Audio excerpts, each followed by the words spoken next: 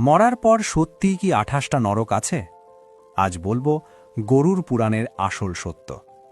ধরুন আজ আপনার মৃত্যু হলো, চোখ বন্ধ করার পর আপনি ভাবছেন সব শেষ, কিন্তু গরুর পুরাণ বলছে সব কিছু তখনই শুরু।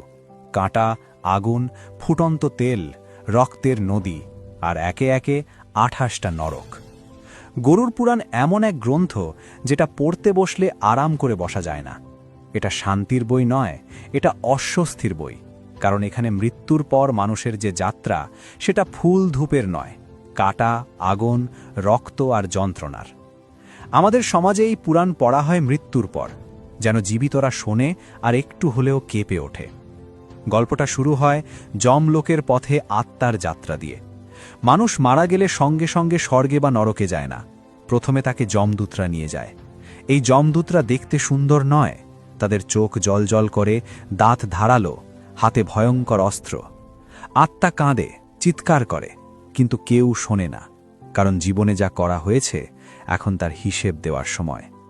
যারা পাপ করেছে তাদের জন্য রাস্তা নিজেই যন্ত্রণার, পথে কাঁটা, আগুন, পাথর, ফুটন্ত বালু। আত্মা খালি পায়ে হাঁটে, কোথাও বিশ্রাম নেই, কোথাও জল নেই। এই যাত্রাই শুরু করে শাস্তির প্রথম অধ্যায়। এরপর একে একে আসে নরক। প্রথমেই বলা যায় রৌরব নরক। যারা জীবনে হিংসা করেছে, মানুষ বা প্রাণীকে কষ্ট দিয়ে আনন্দ পেয়েছে, মারধর করেছে, অত্যাচার করেছে, তাদের এখানে পাঠানো হয়। এই নরকে ভয়ঙ্কর সাপ, কুকুর আর জন্তু দিয়ে শরীর কামড়ে কামড়ে ছিঁড়ে ফেলা হয়। যতবার শরীর ছিঁড়ে যায় ততবার আবার নতুন শরীর দেওয়া হয়, শুধু কষ্ট ভোগ করার জন্য। মহারৌরব নরক, এখানে শাস্তি আরও ভয়ঙ্কর। যারা বিশ্বাসঘাতকতা করেছে, বন্ধুকে ঠকিয়েছে, আশ্রয় দেওয়ার পর ধ্বংস করেছে, তাদের এখানে ফেলা হয়। এখানে আগুনে পোড়ানো হয়, কিন্তু মৃত্যু আসে না। আগুন নিভে গেলে আবার শরীর তৈরি হয়, আবার আগুন। কুম্ভিপাক নরক খুব পরিচিত নাম। যারা জীবনে পশু হত্যা করেছে, নির্দয়ভাবে প্রাণ নিয়েছে বা মানুষ খেয়ে আনন্দ পেয়েছে, তাদের ফুটন্ত তেলের কড়াইয়ে ফেলা হয়। তেল ফুটছে, শরীর পুড়ছে, মাংস গলে যাচ্ছে, কিন্তু আত্মা বাঁচে। যতক্ষণ না পাপের ফল শেষ হচ্ছে, ততক্ষণ এই শাস্তি চলতেই থাকে।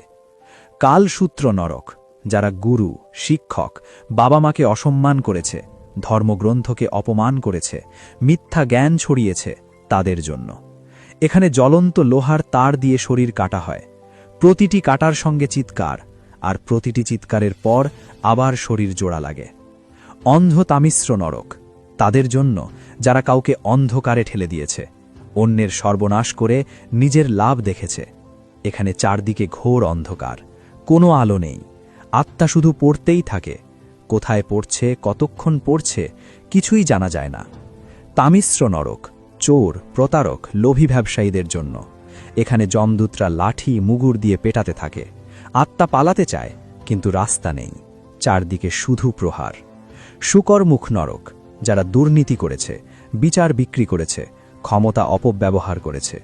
এখানে বিশাল যন্ত্র আছে, যেটা দিয়ে শরীর চেপে ধরা হয়, হাড় ভাঙে, রক্ত বেরোয়, কিন্তু মৃত্যু আসে না। লৌহ শঙ্কু নরক, মিথ্যা সাক্ষী, কুচক্রী, ষড়যন্ত্রকারীদের জন্য। এখানে লোহার শলাকা শরীরের ভেতর ঢোকানো হয়, মুখ, চোখ, কান কিছু বাদ যায় না। ভয়ঙ্কর নরক আছে তাদের জন্য যারা নারী নির্যাতন করেছে। এখানে আগুন, কাটা, শলাকা সব একসঙ্গে।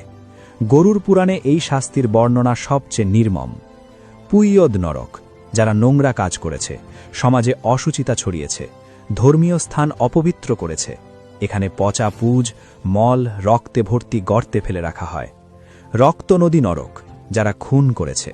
এখানে রক্তের নদী, সেই নদী পার হতে হয়, কিন্তু নদীতে আছে ধারালো প্রাণী। এইভাবে একের পর এক নরক, একের পর এক শাস্তি। গরুর পুরাণে বলা আছে মোট ২৮ ধরনের নরক, প্রত্যেকটার আলাদা নিয়ম, আলাদা যন্ত্রণা। কিন্তু একটা কথা খুব পরিষ্কার, এখানে কেউ কাউকে ক্ষমা করে না, কোনো তদবির চলে না, কোনো সুপারিশ নেই। জীবনে যা করেছ ঠিক সেটার ফল ভোগ করতেই হবে। শাস্তি শেষ হলে আত্মা আবার জন্ম পায়। কোন পরিবারে, কোন অবস্থায়, সেটাও আগের কর্ম অনুযায়ী নির্ধারিত হয়। কেউ গরিব হয়ে জন্মায়, কেউ অসুস্থ, কেউ অপমানিত। গরুর পুরাণ অনুযায়ী এগুলো কোনো দুর্ঘটনা নয়। গরুর পুরাণ যখন এত বিস্তারিত, এত নিষ্ঠুর, এত রক্তমাখা শাস্তির কথা বলে, তখন প্রশ্ন ওঠে, এত ভয় দেখানোর দরকার কি ছিল? মানুষকে ভয় দেখিয়ে ধার্মিক বানানো কি উদ্দেশ্য ছিল? আসলে প্রাচীন সময়ে সমাজ চালানোর সবচেয়ে শক্তিশালী অস্ত্র ছিল ভয়। তখন আইন ছিল না, সিসিটিভি ছিল না, সোশ্যাল মিডিয়ার নজরদারি ছিল না। মানুষ একা থাকলে কি করবে, সেটাই আসল প্রশ্ন। গরুর পুরাণ সেই জায়গাতেই কাজ করে।